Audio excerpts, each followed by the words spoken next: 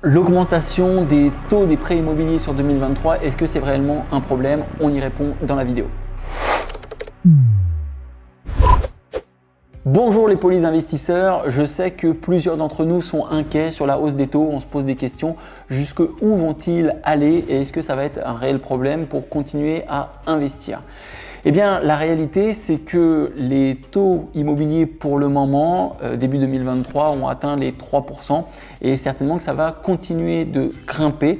Si on en croit les taux qui sont pratiqués aux États-Unis, ils sont déjà à plus de 6%. Alors, ce n'est pas tout à fait évidemment le même marché ou le même fonctionnement, mais compte tenu de l'inflation, il y a de fortes chances qu'on continue à augmenter dans le cadre des taux. Mais rassurons-nous, quand j'ai commencé à investir en 2008, les taux ils étaient à 4,35 sur 25 ans et encore avant de ces dates-là, eh bien, les taux étaient bien plus hauts.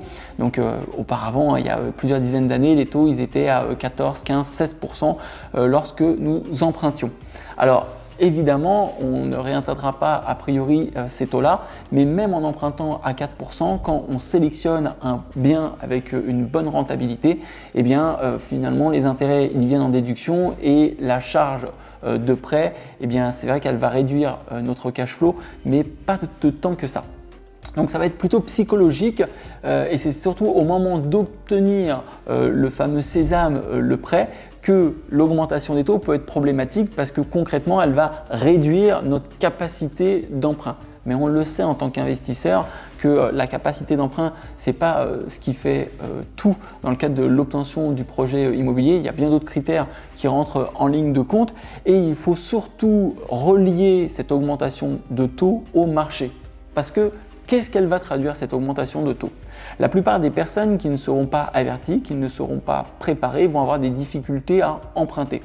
Si les personnes ont des difficultés à emprunter, eh bien ça veut dire qu'il y aura moins d'acquisitions qui sont faites. Et qui vont être les premiers impactés? Eh bien ça va être les vendeurs. Le marché vendeur va être impacté et va avoir des difficultés à vendre les biens. Et plus il va y avoir de biens à vendre, plus les personnes vont se sentir en danger parce qu'elles ne vont pas arriver à vendre pour se démarquer de la concurrence ou parce qu'elles auront besoin de faire rentrer des liquidités, eh bien elles vont devoir baisser les prix. Et mécaniquement, le marché va retrouver un équilibre entre la valeur du marché, le prix auquel les vendeurs peuvent vendre et le prix auquel les acquéreurs peuvent acheter. Et c'est justement dans cette phase d'équilibre-là que vous devez faire preuve de pédagogie vis-à-vis des vendeurs et être prêt à dégainer pour proposer votre meilleure offre et avoir la meilleure relation bancaire.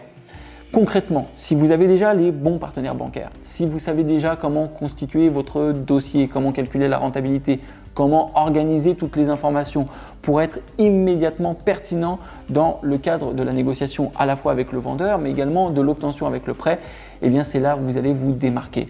Comme d'habitude, dans les situations de crise, ceux qui sont les mieux préparés ressortent les meilleurs gains et c'est exactement ce que nous sommes en train de voir aujourd'hui ensemble, c'est que l'augmentation des taux pour les investisseurs peut être une parfaite aubaine.